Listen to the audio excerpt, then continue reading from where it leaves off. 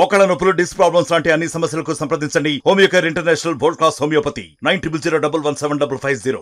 అత్యధిక మెజారిటీలు గెలిచిలో పల్లా శ్రీనివాస్ గారు అయితే ఒకరున్నారు. ఈయన గాజువాక ఎమ్మెల్యేగా అత్యధిక మెజారిటీతో గెలుపొందడం జరిగింది. కూటమిలో భాగంగా పూర్తిగా ఎన్నడూ లేని విధంగా ఈయనకి ఓట్లు వచ్చాయి. సార్ చెప్పండి, ఏ విధంగా చూడొచ్చు ఈ ఎన్నికల్లో?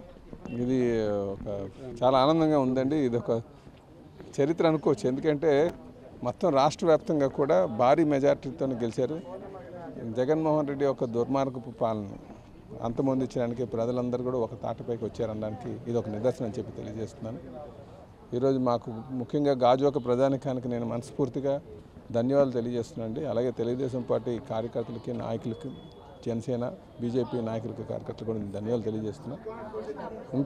ఇంత భారీ మెజార్టీ నా పైన బాధ్యత పెంచినట్టుగా అనిపిస్తుంది. ఖచ్చితంగా ప్రజల యొక్క ఆలోచనలు ఏ విధంగా ఉన్నాయో దానికి అనుగుణంగా నడుస్తానని చెప్పేసి తెలియజేస్తున్నాను. ముఖ్యంగా ఇంత భారీ మెజార్టీ మాకు ఇవ్వడానికి కూడా స్టీల్ ప్లాంటే ప్రధానమైన కారణం అని కూడా మాకు నమ్మకం. కనుక స్టీల్ ప్లాంట్ని పరిరక్షించడమే ధ్యేయంగా ముందుకు వెళ్తామని చెప్పి తెలియజేస్తున్నాను. ఇప్పుడు కూటమిలో ఉన్నారు కదా, బీజేపీ నేతలతో ఏ విధంగా ముందుకెళ్ళిపోతున్నారు స్టీల్ ప్లాంట్ విషయంలో? ముఖ్యంగా చాలామంది ఆసక్తిగా ఎదురు చూస్తున్న పరిస్థితి ఉంది. బీజేపీ ఉన్నప్పటికీ కూడా మా స్టాండ్స్ మాదే. బీజేపీ అన్నది అదొక పాలసీ, అది సెంట్రల్ గవర్నమెంట్ ఎప్పుడో పెట్టినటువంటి పాలసీ వాళ్ళకి. సో మాకు ప్రజల యొక్క ఇంట్రెస్ట్ ఇక్కడ స్టేట్ గవర్నమెంట్ రోలే ముఖ్యంగా ఉంటుందనేది నా నమ్మకం. అది వాస్తవం.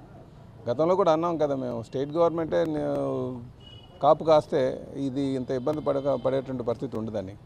అయితే ఈరోజు వేరే ఆప్షన్స్ ముఖ్యంగా ఎలాగంటే దీనికి ఆర్థిక సాయం చేయాలా లేకపోతే సేల్లో మర్చేయాలా అనేది. ఎక్కువ మంది కార్మికులు ఏమంటున్నారంటే సేల్లో మర్చేయాలని. సో ఇవన్నీ కూడా రేపు ఆప్షన్స్ అన్నీ చూసి రేపు కేంద్రం మీద తీసుకెళ్ళి స్టీల్ మినిస్ట్రీ దగ్గర తీసుకెళ్ళి ఇది కార్మికులు, నాయకులకి ఆలోచనకు అనుగుణంగా తీసుకెళ్తామని చెప్పి తెలియజేస్తాను. నేను జగన్మోహన్ రెడ్డి చెప్తున్నాడు మా కార్యకర్తల మీద, నేతల మీద దాడులు చేస్తున్నారు, ఇది ఎంతవరకు కరెక్ట్ అని చెప్తున్నారు. దాని అందుకే ఎవరైనా సరే వ్యవస్థలు నించోబెట్టాలి, వ్యవస్థలు బలోపేతం చేయాలి. ఆయనకి ఇన్ని రోజులు దాడులు అందరి మీద దాడులు చేసిన గుర్తులేదు. అయినప్పటికీ కూడా తెలుగుదేశం పార్టీ కానీ, జనసేన కానీ, లేకపోతే బీజేపీ కానీ ప్రజాస్వామ్యబద్ధంగా ఉండడానికి ప్రయత్నాలు చేస్తుంది. అలాంటి ఏమైనా దాడులు జరిగాయనుకోండి, ఖచ్చితంగా ఎవరైనా సరే చర్యలు తీసుకుంటాం. ఎందుకంటే ఈరోజు మనం గమనించాల్సినటువంటి విషయం ఏంటంటే అలాంటి అరాచక పాలన చేసింది కనుకనే వాళ్ళ ఇంట్లో తీసుకెళ్ళి కూర్చోబెట్టారు. కనుక ఒకటి చెదురు మొదలు ఏమైనా ఇన్సిడెంట్లు అయితే మాత్రం వాటి మీద చర్యలు తీసుకుంటాం.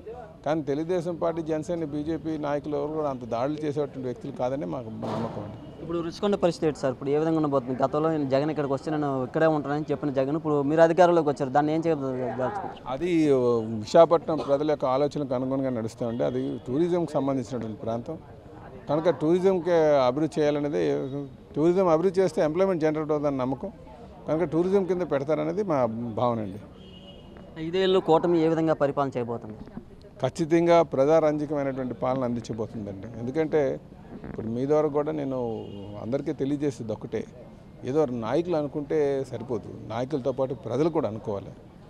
ఈరోజు ఆ ఓటు విలువ తెలుసుకొని ప్రజలందరూ కూడా ఈ రాష్ట్రం మళ్ళీ పునర్నిర్మాణం చేసుకోవాలి, మంచి నాయకత్వం వైపు రావాలని ప్రతి ఒక్కరు కూడా ముందుకు వచ్చి ఓటు వేశారు. ఈరోజు యువ నాయకులు కావచ్చు, యువత కావచ్చు, పెద్దవాళ్ళు కావచ్చు, అందరూ కూడా ముక్త కంఠంతో తెలుగుదేశం వస్తే అధికారం, తెలుగుదేశం, జనసేన, బీజేపీ కూటమి వస్తేనే అభివృద్ధి సాధ్యపడుతుందని ఆ విధంగా వాళ్ళు ఓట్లు వేశారు. కనుక ఖచ్చితంగా ఈ రాష్ట్రం అందరూ సంకల్పించుకున్నారు, నాయకులు, ప్రజలు అందరూ కూడా సంకల్పించుకున్నారు. కనుక ఈ రాష్ట్రం సర్వతోముఖ అభివృద్ధి చెందుతుందని మీకు ఈ సందర్భంగా తెలియజేస్తుంది. మంత్రి పదవుల్లో ఆశావాహంలో మీ పేరు కూడా వినిపిస్తుంది, ఏమంటారు?